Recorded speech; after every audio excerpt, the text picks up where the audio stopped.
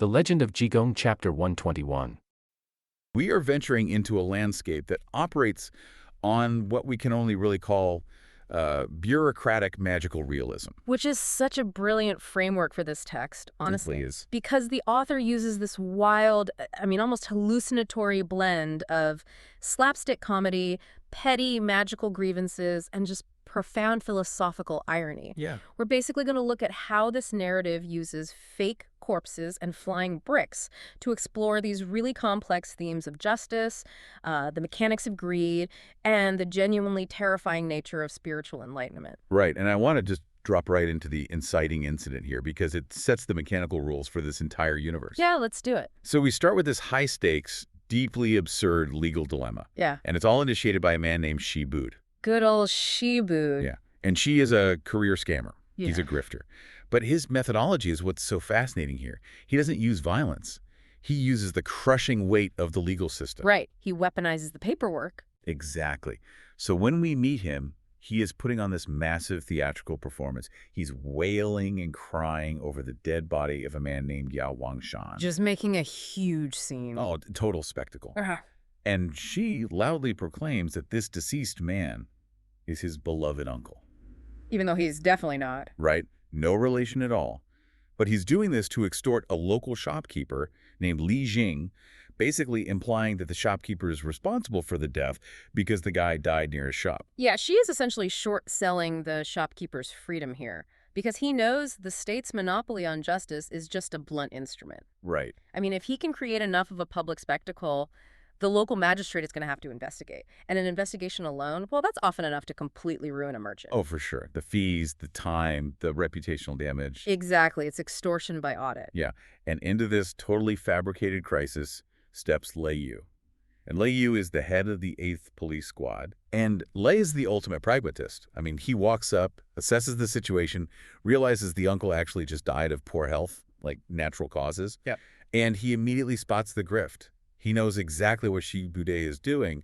But instead of arresting Shi for fraud, which, we might expect, Lei tries to broker a corrupt backroom settlement. Right, because Lei Yu represents that friction between the ideal of justice and the actual reality of civil administration in that era. Yeah, he's just trying to clear his desk. Exactly. He is offering a localized pressure release valve. The shopkeeper pays a fine to avoid ruin, the scammer gets a return on his performative investment, and crucially, the police avoid generating a mountain of paperwork. Right, for a murder trial that literally everyone knows is fake. Yeah, it's just practical corruption. Practical corruption, right. Yeah. So he pulls Shi aside and offers this practical exit.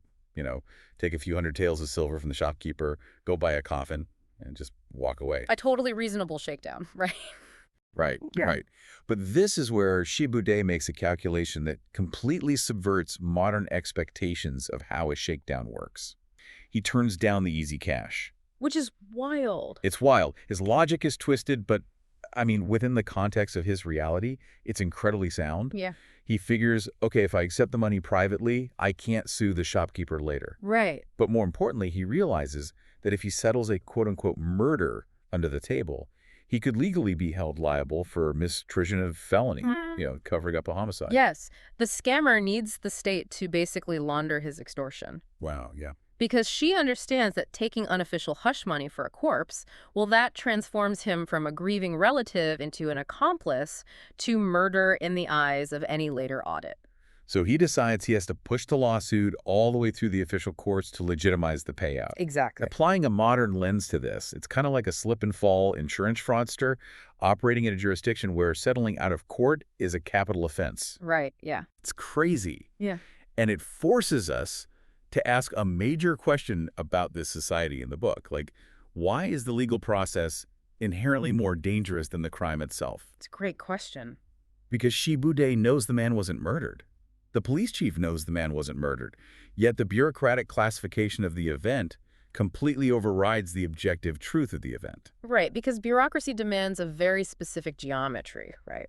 And objective truth rarely fits neatly into its boxes. Oh, that's a good way to put it. Yeah, in the administrative reality of this era, a private exchange of money near a dead body implies a bribe to silence a witness. This system operates on the assumption of systemic corruption. So everybody is covering their own tracks. Exactly. Therefore, the safest place for a career criminal like Shibud is actually inside the highly regulated, heavily documented machinery of a formal lawsuit. The terror here isn't the threat of a knife in the dark. Right. It's the terror of the magistrate's ledger.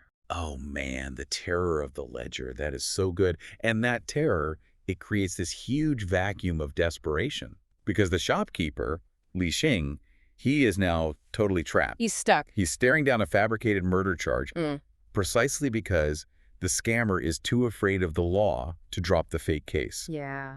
So this mundane bureaucratic gridlock, it sets the stage perfectly for some supernatural intervention. But the magic that arrives is, well, it's completely devoid of wonder. Oh, entirely. It is purely logistical magic. Right. We basically transition from a failed legal loophole to a highly effective magical one. Yeah. So enter our Taoist priest. His name is Sun Daquan, also known as the Yellow-Faced True Man. Which is such an epic title. It really is. I mean, a character with a title like that usually arrives to, I don't know, seal a demon in a mountain or something. Right. But why is he actually in town? He's tracking down a monk who scammed him out of his cake money. Yes. He's this powerful magic user embroiled in a petty financial dispute over pastries. And that grounds it so well. Grounding a powerful mystic in a dispute over pocket change immediately strips away the veneer of the divine, Yeah. It establishes that magic users in this world are subject to the exact same mundane irritations and economic realities as everyone else. He's still got to pay for lunch. Exactly. So Sun wanders into this tense standoff over the dead body, and he overhears the shopkeeper's legal nightmare. Yeah. And he steps up and offers a service that is just wildly specific and highly practical. Right. For the price of a single meal, Sun proposes a resurrection. But not a good one. Right, not a resurrection to restore life and bring the guy back to his family. It's a resurrection solely to transfer liability. Yes. He basically promises, I'm going to animate this corpse, I'll make it walk off your property, and then I'll just have it die somewhere else. It is the magical equivalent of moving a hazard across the property line. Yeah. I mean, Sun isn't altering the fate of the deceased. The guy is still going to be dead. He is merely editing the jurisdiction of the death. He's just fixing a zoning issue. Exactly. And the shopkeeper is thrilled, of course. He just wants the zoning issue resolved. So the Taoist, he draws his sword, he begins his grand chanting, and he attempts to summon the soul back into the body. Right. But he fails. The soul spins around and just flees. Now he tries again, fails again, and on the third attempt, he finally senses some interference. Right. He turns around to find this ragged, poor monk who is our titular character, Jigong. And Jigong is just standing quietly right behind him, magically blocking the spell. And the physical comedy of the scene is just brilliant. It is. Because you have this grand, dramatic Taoist ritual with the sword and the chanting, and it's being completely jammed by a guy just standing there in rags. Just standing there doing nothing. Yeah. And Sun Daoquan, the Taoist, he reacts with pure, unadulterated road rage. Oh. He spots Jigong ruining his spell. He strides over and furiously spits directly in the monk's face. Just right in his face? Right in his face. Right. And this is where Jigong executes this absolute tactical masterpiece. Jigong looks at the Taoist, says, "Good, you spat on me." And then he promptly falls over, kicks his legs, and quote-unquote dies. He literally weaponizes his own sudden fabricated death. Yes, and the fallout from this is instantaneous. The crowd panics.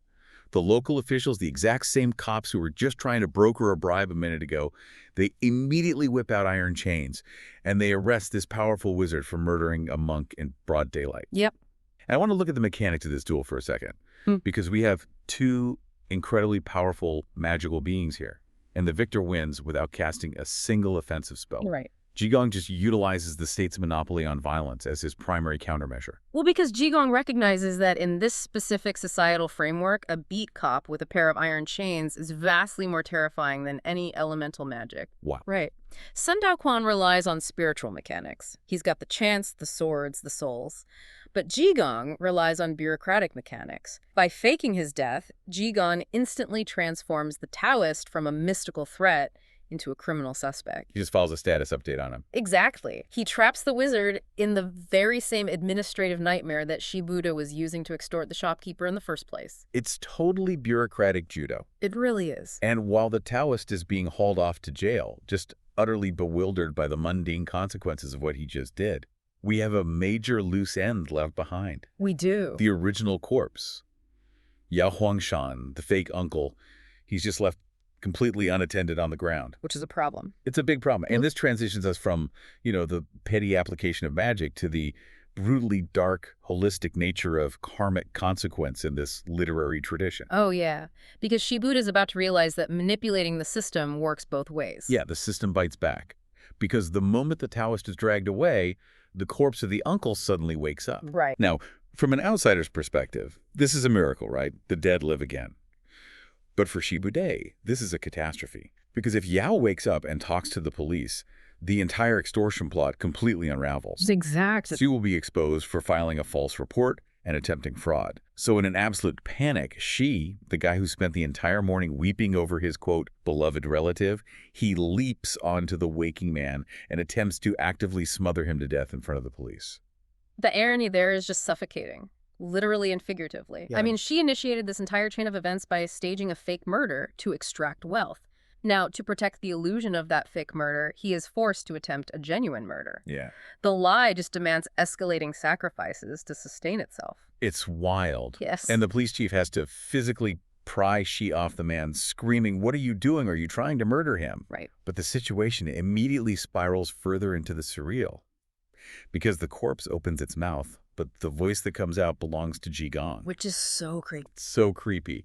The monk has possessed the body, and through this ventriloquist act, Jigong begins loudly airing Shibuda's dirty laundry. Oh, yeah.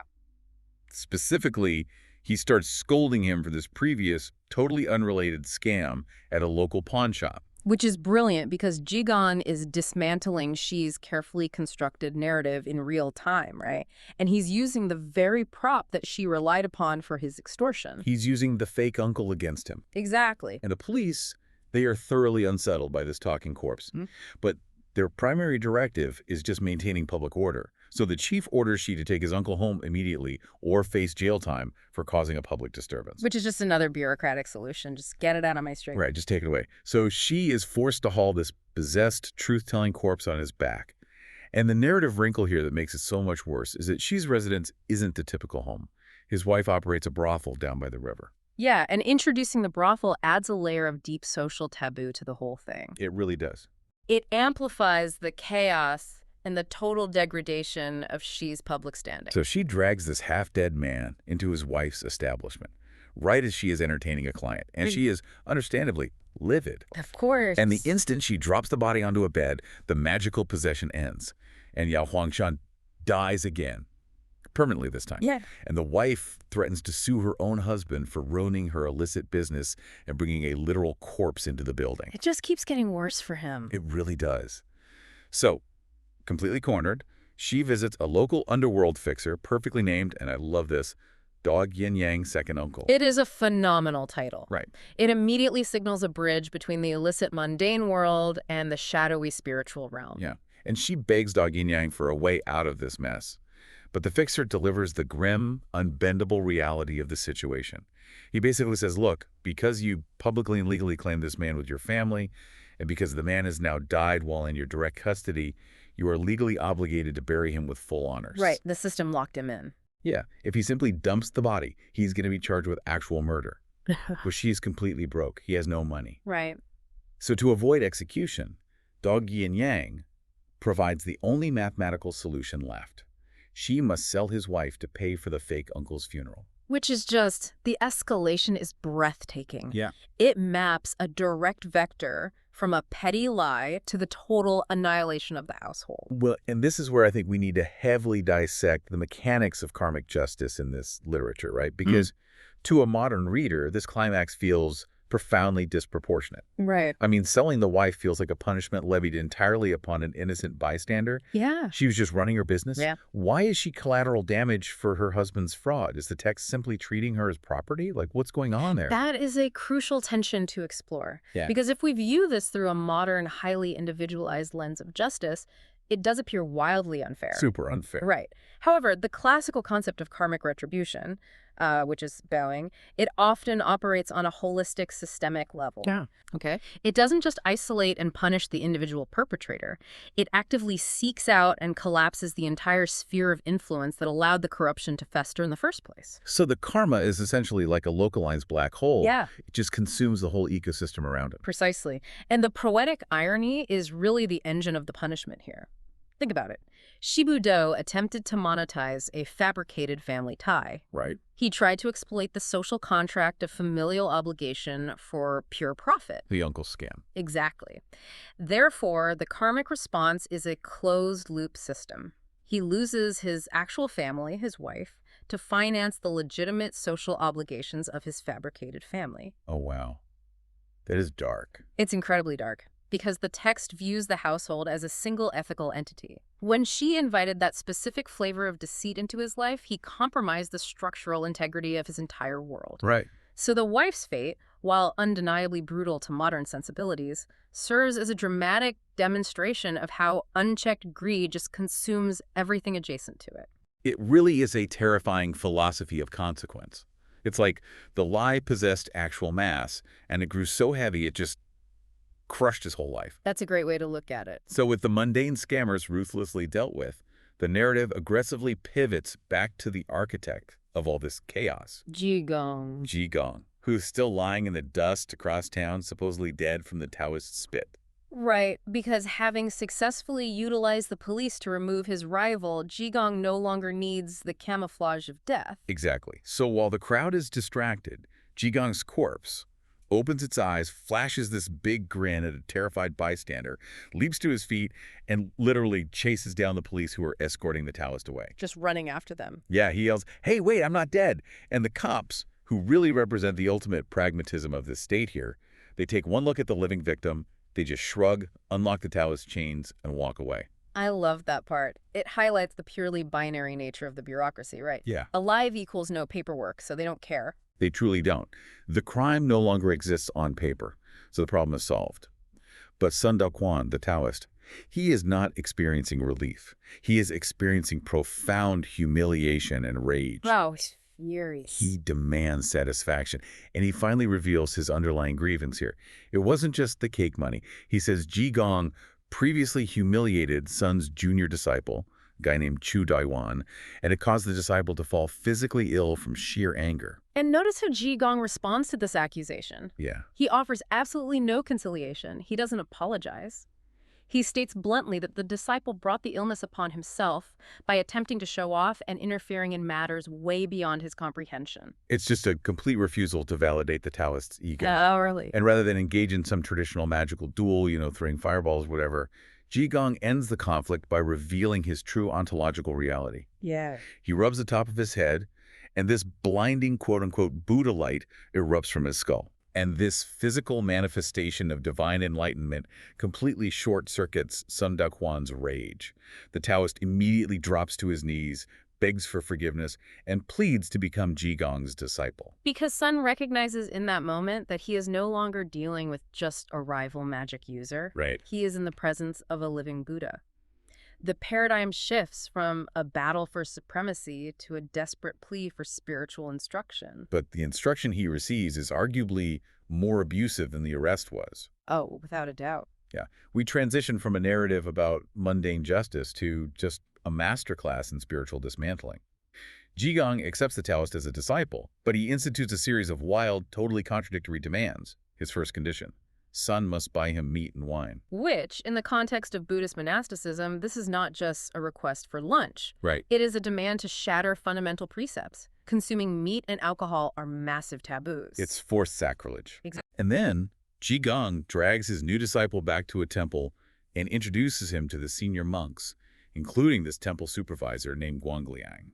And Jigong demands that these monks provide Sun with monetary welcome gifts. Just shaking them down. Shaking down the monks.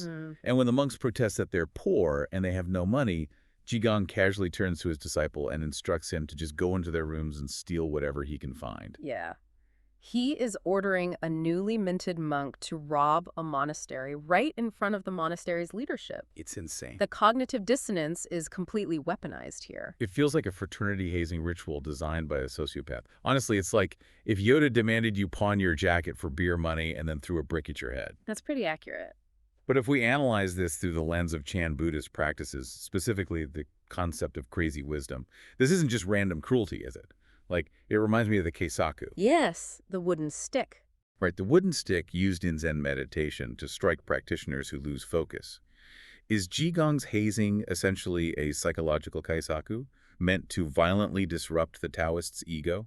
That is a phenomenal comparison, actually, because the kaisaku is designed to jolt the practitioner out of their intellectual loops and bring them forcefully back into the physical reality of the present moment. Right.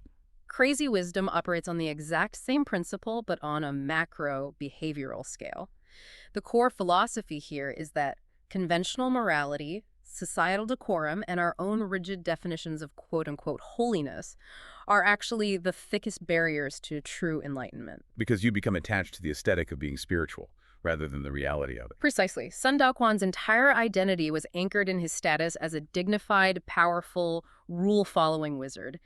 Every demand Jigong makes is a surgical strike against a different pillar of that identity. Ah, I see. Right. Demanding meat and wine breaks Sun's attachment to religious purity. It teaches him that enlightenment isn't found in dietary restriction, but in the unclouded mind. And ordering him to steal from senior monks shatters his conventional morality. It forces him to interrogate the illusion of ownership and social hierarchy in the face of absolute cosmic truth. Okay, that makes the next phase of the hazing incredibly clear then. Because to pay for that illicit meat and wine, Jigong forces Sun to pawn his clothing. Yeah. But it's not just an outer coat. Sun has to pawn his outer robe, then his inner garments layer by layer, until he is standing completely bare-chested in the freezing northwest wind. Just shivering in the street. Yeah, and Jigong taunts him. He tells him, just leave if you have no more money, get out of here. This is the ultimate stress test of attachment. Yeah. Jigong is methodically stripping away Sun's worldly wealth, his physical comfort, and ultimately his dignity. And Sun passes the test by totally surrendering. He tells Jigong he would literally rather stand there and freeze to death than abandon his master. Wow. He actively chooses the pursuit of truth over the survival of his own ego and body. And seeing this absolute submission, Jigong finally agrees to teach him a spell. Right. So he instructs Sun to kneel and recite a specific mantra. Sun chants the words, and instantly a magical brick flies up from the dirt and smacks Sun directly in the face. It is the punchline to a brutal cosmic joke. I mean, Sun, who is presumably bleeding at this point, asks what just happened, and Jigong calmly explains that the brick is the spell. From now on, Sun is instructed to bow to piles of bricks and wait there until a screaming stranger walks by, because that stranger will bring him his fortune. And that concludes the spiritual curriculum.